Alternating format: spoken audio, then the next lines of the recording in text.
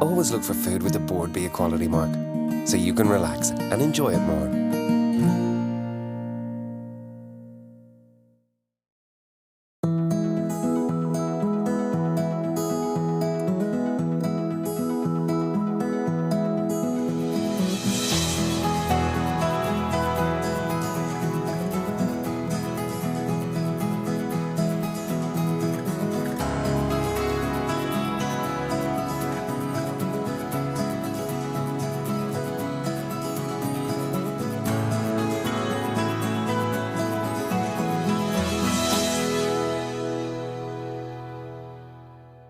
My food trails today have taken me to County Meath to meet Stephen McCormack, who grows herbs, microgreens and baby leaves on the family farm.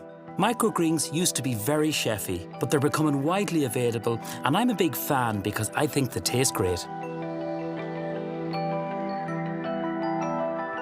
This is one of our main sellers, Affiliate pea or pea shoots. It's been coming into Ireland the last 8 to 10 years. Us as a farm, we're interested in what's been imported to this country. Can we grow it here?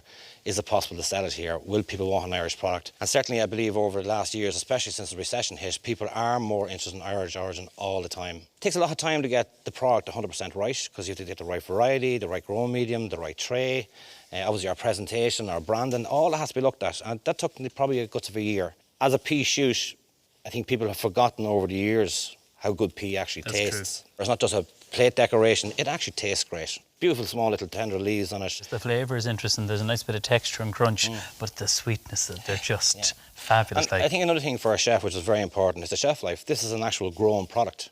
It's not like a packed bag of salad leaves that maybe has 3 to 4 days in your fridge. It'll still grow if it's kept in the ambient area. If the chef wants to have it taller, he can grow it himself. He can put it in the fridge and it can store there for 4 or 5 days, and it's not an issue. It's a living product. So how does it grow? Let me show you. Okay.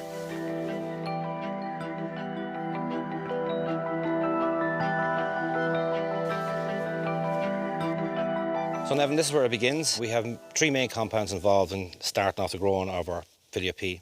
There's obviously our tray, our growing medium, and obviously our seed. We fill our tray with 45 grams of recycled paper. We get it in sheets. We have to mulch it all up. We apply water to it, which breaks it down. This is our seed, our pea seed.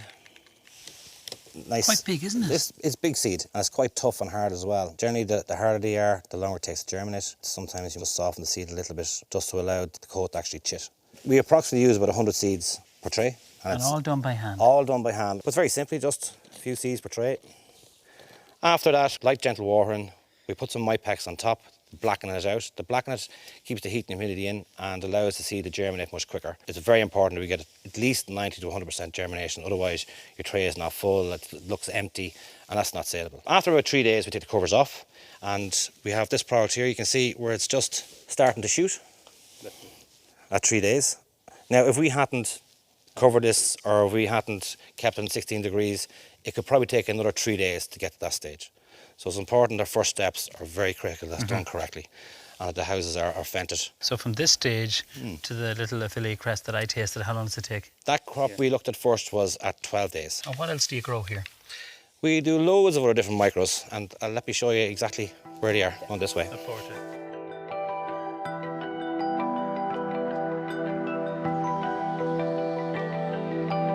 So Neven, here are our new other lines in microgreens. We've actually 15 different lines. A very important one is rock chives. Wow, very delicate. It looks amazing, and all seed we use is untreated, so absolutely no chemicals applied whatsoever. The seed is not treated either, so it's perfectly safe to eat at any stage. And of course, amazing chive, oniony taste.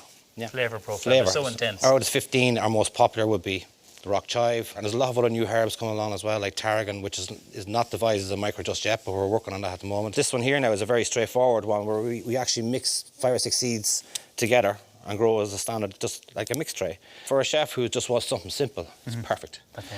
And then you'll have your other ones. You'll have your radish for that beet taste, and your Greek cress for the peppery taste. And we have here now, we have mustards, which grow really well.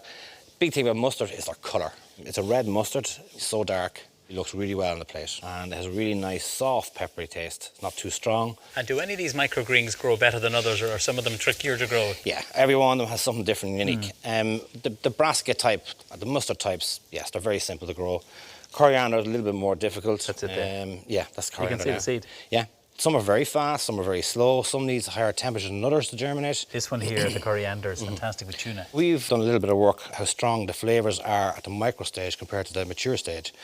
And the coriander was 100% more intense in taste at that early stage than it was in the mature stage. Something that's so small and so quick to grow and cost effective to grow, and is not involved in our lands and our peats, our bogs. There's no involvement with chemicals. This is what we see coming next in the next stage of vegetable and fruit production. There's probably more nutrition at that size than having it fully grown. Stephen, it's been absolutely fascinating. No bother, I just Neville. love your passion. No bother. Thank you for having me in your farm. Lovely meeting you. And you too. Thanks Look very after much. yourself. Thank you.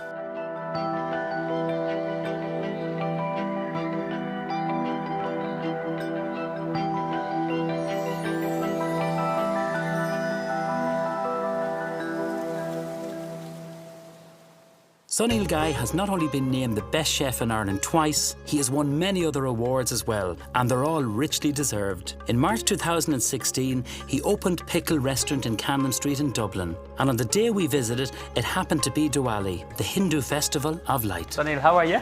Very welcome, Chef. How are you? At last I'm here at Pickle. Thank you so much you made it. And happy Diwali to you. Thank you it's so a special much. day for us, Diwali. We're doing a special feast menu also Okay. today. Potatoes and chickpeas. Like Diwali is a festival of lights. Big feast in the house as well. That's why we thought of doing a special vegetarian menu today.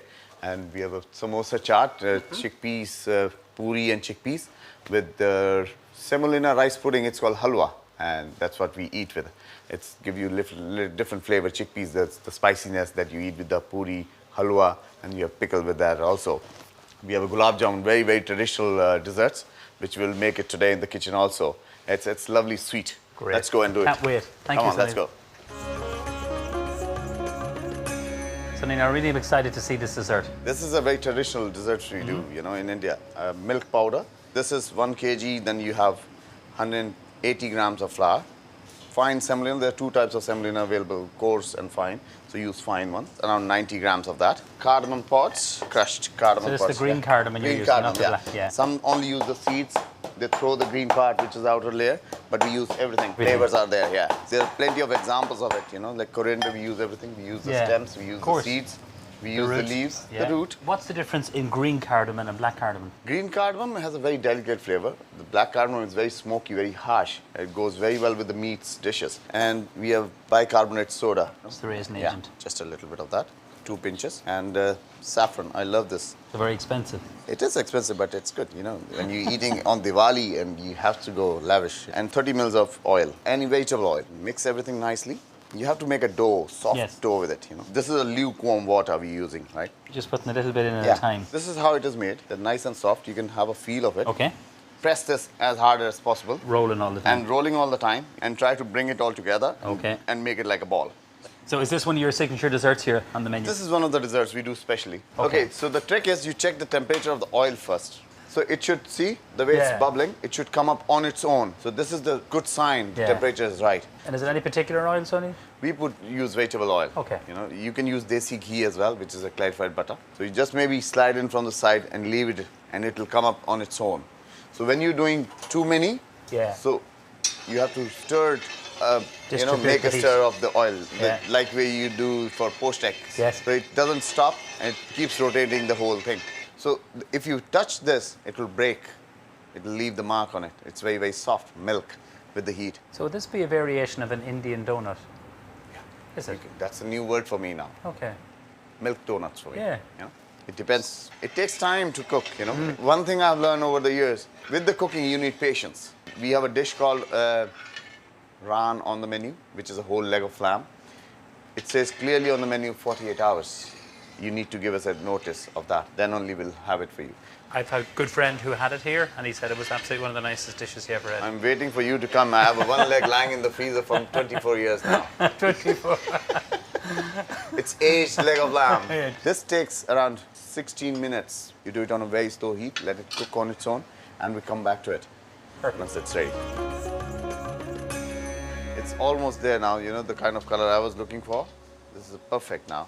We can take them out. They're lovely and golden brown, aren't they? Yeah. Perfect, ready to go. They're like small little bunnies or your donuts. So what's this here? This is a sugar syrup made of water, sugar, saffron, and cardamom powder in it.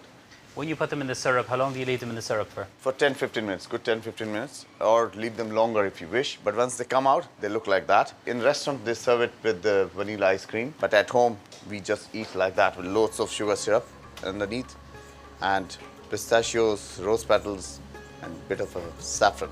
Saffron over it more. Just a little bit, just a little, not too much. It's very expensive. My cost will go high. Yeah, you're There very you go. generous. Thank Try you. and So eat that. I love the presentation of it. Thank It's really spongy. You Yeah. can see Yeah. the way it's absorbed. Look at that. Yeah. So that I want to get some of the pistachios. See if you have a wee bit of texture from the pistachios. Is that Yes, the whole idea? yes, yes. Yeah, that's what it does. It's very fragrant. Rose, fennel, saffron is there, so that's where the flavor comes. But the cardamom. Cardamom, I like yeah, that. yeah. Looking forward to welcoming you at home in the evenings. You'll see the real Diwali at home. Lena is very excited to see you. Me too. Thanks for having me in your kitchen. Pleasure. Gentlemen. Pleasure's all Thanks, mine. Sonny. See you there. Thank you.